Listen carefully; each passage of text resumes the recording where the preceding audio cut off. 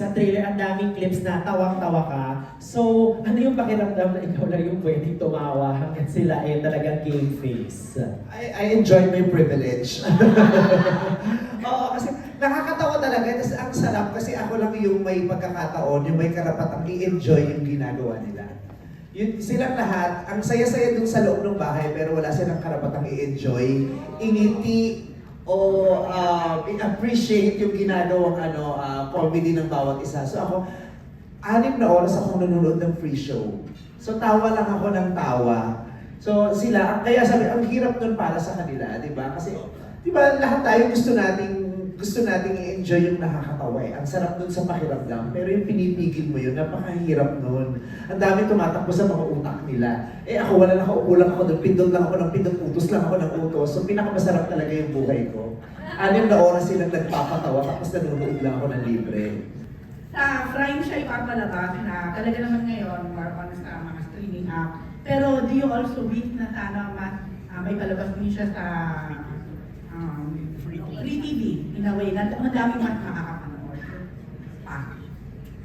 For now, we are very happy na i-air kami sa Prime, and we are very happy and thankful to Prime na binuo nila itong programang ito para sa amin at para sa mga manonood na Pilipino, pati na rin sa mga maaaring makapanood dito maliban sa mga Pilipino. We are very glad, we are very grateful to Prime. Kung may lalabas man ito sa ibang platform, di bonus siya.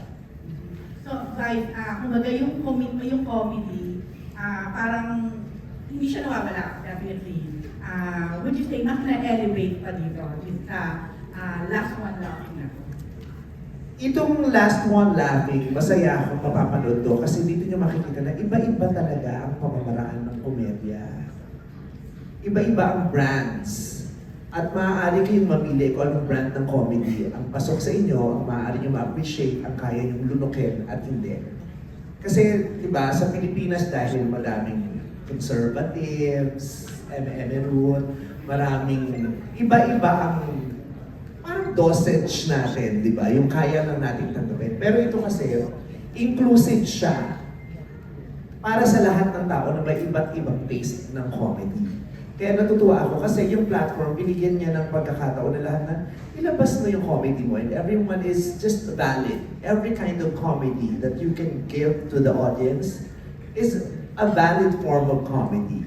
Kasi diba sa Pilipinas, parang hindi ko alam kung ano yung standard na gusto nyo na, kung ano ba yung pinaniniwalaan nyo. Kasi diba, merong iba't iba yung klase ng tao. At sa dami ng tao, at sa dami ng iba't ibang paniniwala ng mga tao, ini-invalidate natin yung hindi natin taste. Yung porket hindi swak sa'yo, feeling mo, hindi siya tama. Porket hindi swak sa panlasa mo, mali siya. Dito sa plataforma ng Prime at sa uri ng palabas na meron kami, ipapakita namin sa inyo iba't ibang uri ng komedya at nasa sa inyo kung anong brand doon ang gusto ninyo i-avail. Nung in-offer sa'yo to, ano yung naging reaction mo? I was so surprised and kinilig ako. Sobra akong happy na ako yung napiling host. Sobra ako na proud and I was so honored na, diba, to be given the chance to host this program na ang mga contestants lahat ng ilan sa mga pinakamahusay sa comedy sa Pilipinas. Nakaka-proud. Yes. Na-proud ako ng host. Sabi ko nga, kung hindi ako yung kinuhang host nung programa o hindi ako napasama dito sa programang to, kung host man o contestant, tapos mapapanood ko o makikita ko yung programa, questionin ko yung sarili ko. Ano yung, bakit wala ako dyan? And I will feel sad. It's an honor to be part of the first season of LOL. Kasi hindi ko naman alam kung may second pa o kung sino yung pero at least sa first season, isa ako sa mga napili na mapasama dito sa programa. Yung sa kanilang lahat, yung pinaka nakatawa ka, tawa ka ng tawa, habang pinapanood mo sila. Habang pinapanood dito sa program or sa kabuuan? Kabuuan. Kung habang di ba nandun ka, napapanood mo sila, nagkapatawa. Okay.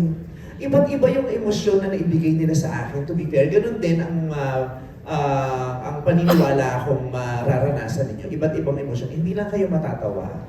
Pero, merong sensitivity ng ninyo bilang manonood ang matatouch ng kanilang mga ginagawa.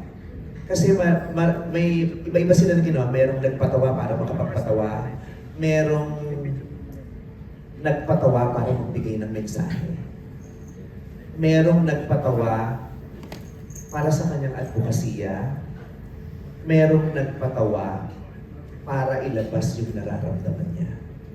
Doon ako nabigla. Ang dami-daming forms na binigay nila ng komedya at ang dami-dami rin nilang ways para mailabas yung komedya nila. Doon ako nabigla. I thought, parang patawa ka lang.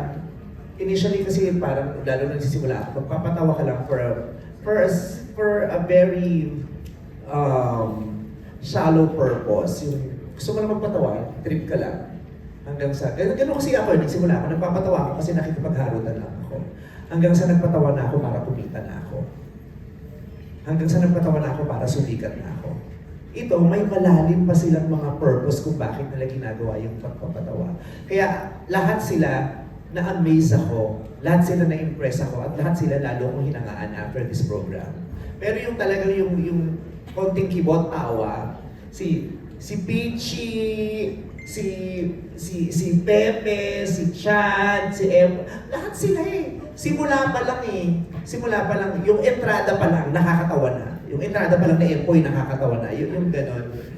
Yung ganon. Tapos mayroong masasabi mo, iba't iba ng comedy may, di ba, kahit ngayon may tinatawag tayong